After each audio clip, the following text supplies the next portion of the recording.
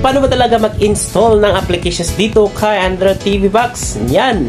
Sagutin talaga natin yung mga katanungan sa mga kababayan. Sabi niya, pwede ba si Pilipinas Live install dito sa ating Android TV Box? Kaya simulan na po natin. Panoorin mo itong video na to hanggang dulo kasi mayroon ka talaga matutunan at masagot lahat mga katanungan nyo. At aside from that, matutunan natin kung paano ito gagamitin si Android TV Box. Yan! So, kompleto na po yung setup natin. Meron tayong keyboard, meron din tayong mouse, at meron din tayong remote control. So, lahat na po yan is nakakunik po doon sa ating Android box. Ayan. So, kung wala kayong available na keyboard at saka mouse, pwede niyo itong gamitin itong ating remote control. Pero para sa akin, mahirap po talaga gamitin si remote control. Kaya mas prefer sa akin na meron kayong keyboard at saka mouse. Napakadali lang itong ikabit ha. Nakabit ito doon sa ating box. So if you can see sa screen natin is naglo-loading po siya. Make sure na mabilis po yung internet natin. Hindi po mahina yung wifi natin kasi pag mahina yung wifi natin, there is possibility matagal po talaga mag-open yung box natin. So right now is pupunta po tayo ngayon sa ating applications. After na maglo-loading itong ating inbox. Ayan. So hantayin po natin konti-konti kasi after mga 3 to 5 minutes siguro, mas pinakamatagal 5 minutes. Ito na yun, after 5 minutes ata yun, bumalik na siya. So wag nyo lang siya madaliin. Kasi alam nyo mga guys, di ba napakakiyot naman niya, di ba? Huwag nyo man madaliin. So yun lang talaga. So try natin mag-login sa ating Gmail. Then punta tayo dito sa Play Store para makapag-login tayo sa ating Gmail. So yung pag-loading niya kanina, siguro nakapagpahinga na siya. So right now, gagawin natin is mag-login tayo and then hindi ako sure sa ano ko sa Gmail password ko. Ayan. Pag ganyan siya guys, pag ano siya, naglo-loading, antayin niyo lang. Kasi magano naman kasi nakita niyo, o di ba? So, siguraduhin niyo lang talaga na maano talaga fast ano kayo mabilis yung internet connection. Kasi pag mahina yung internet connection ay nako. Pag ganyan, nag-sign in kayo, antayin niyo lang talaga. So, ayan, sign in flight is under apps aims mode. So, tingnan natin. Ayan, so naglo-loading na siya. Yun. Hala. Automatic na pala siya, guys. Automatic na pala siya magsa-sign in sa Play Store mo pag ano na. Hala ka. Okay. Automatic na pala siya guys magsa-sign in. So pag naka-sign in ka na doon sa sa application sa Chrome mo. Ito ba dito itong apps na to. Balikan natin. Try nyo. I-skip mo muna, skip mo muna. Napansin ito itong Chrome na ito. Itong Chrome na to. So dito dapat naka-sign in na kayo. Okay. So dito dapat naka-sign in kayo. Kung ano naka-sign in nyo dito sa Chrome, automatic pala siya mag-sign in doon sa Google Play mo. Ano pala yun?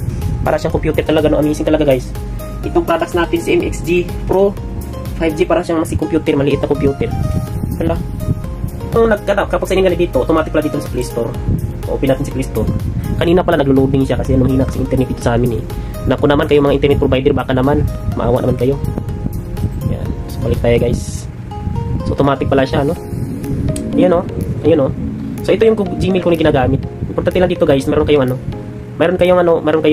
Gmail. O di ba? So right now, yung tanong sa ating customer natin, sabi niya, Pilipinas Live. Ma'am sir, hindi ka po sure kung ano ba yung sinasabi mong apps. Basta dito. Try natin, Pilipinas. Pilipinas.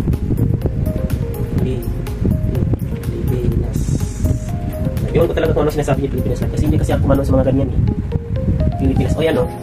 I-try natin. Meron na siyang free live app free. Sige nga, bigyan natin siya si Ma'am Sir. Kasi sinasabi nila. Ayan o Ma'am Sir o. Ayan. So i-try natin itong install. Kung magawa pa itong install to si box na ito. Pilipinas Live yun. Ay, para siyang laro. Ay, ganun pala yun. Parang itong basketball ba ito? Siguro, mahilig sa sports itong itong taong ko. Okay, so pinding right now. Nag-loading siya. So, hayaan natin.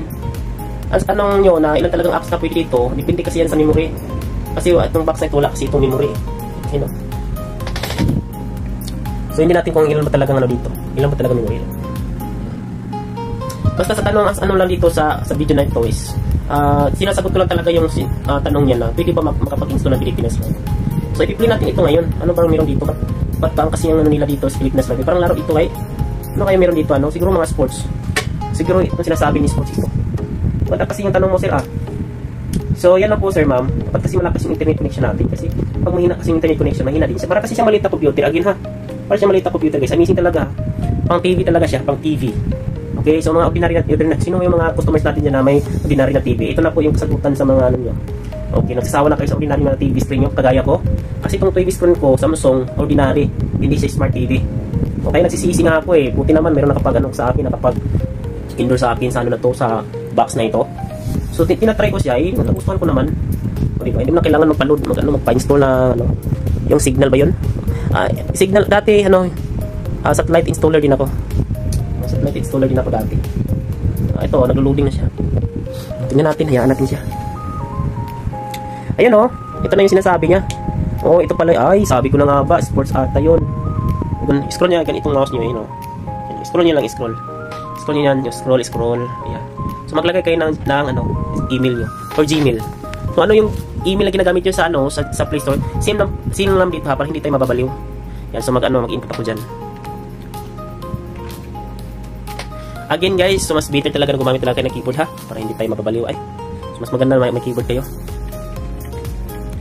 No, ayan o, nakalagay na. Sorry po, hindi pa si pwede makikita. Kung tingin niyan. Ayun. Tapos, simple naman mayroong verification dyan. So, maghihingi sila ng verification. Titignan nyo talaga sa Gmail nyo. So, dapat naka-operate kasi yung ano nyo. So, i-close mo muna itong camera kasi tingin ko muna doon. Ayan guys, so mayroon dyan nakalagay. So, doon yan sa Gmail nyo makikita ha. Please follow. So, isi-send nyo yan ni Pilipinas Live doon sa ano. Ayan, nakikita na doon sa ano. Ayan o. Ayun. Oh. So, nalagay na natin yung ating. Continue na po natin. Para mag-ano tayo, no? Hihingi talaga siya ng account sa Pilipinas Live.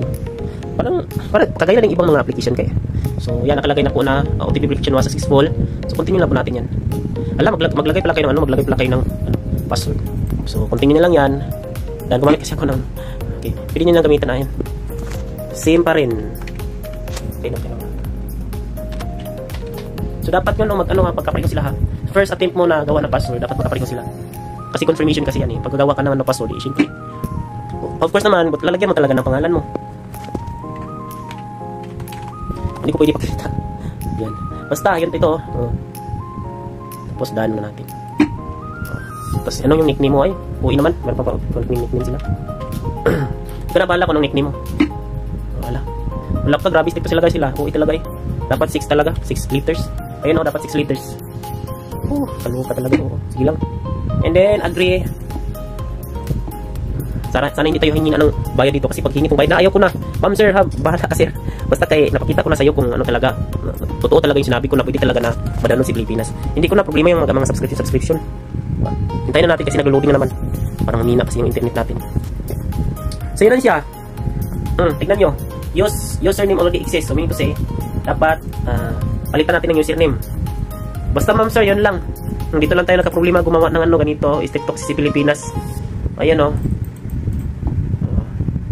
So yun na nga, nakikita na natin, na-prove na po natin na pwede pala si Pilipinas Live o pwede pala tayo mag-install ng applications dito sa ating TV box o smart TV box.